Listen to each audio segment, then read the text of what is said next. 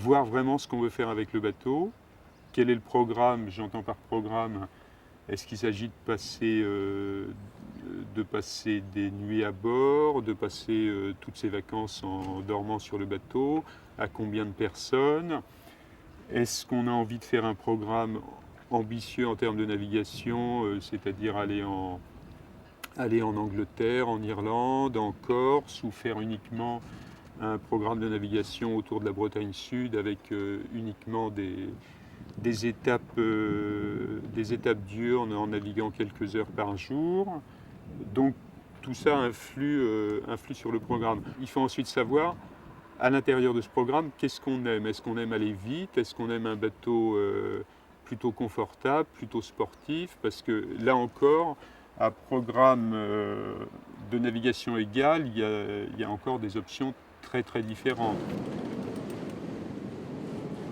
Il y aura peut-être quelques petites choses à changer, un carénage à faire, des voiles à renouveler si on est un petit peu exigeant en termes de niveau de performance, de l'électronique peut-être à revoir, une place de port plus coûteuse que prévu, donc c'est important de se garder un peu de marge. On n'est pas obligé d'acheter un bateau qui vaut l'intégralité de son budget, quoi. On dit toujours qu'il vaut mieux avoir un bateau un petit peu plus petit, un petit peu moins prestigieux éventuellement, mais avoir les moyens d'en profiter en lui mettant ce qu'il y a de mieux dessus, en n'étant pas à rabioter sur tous les bouts.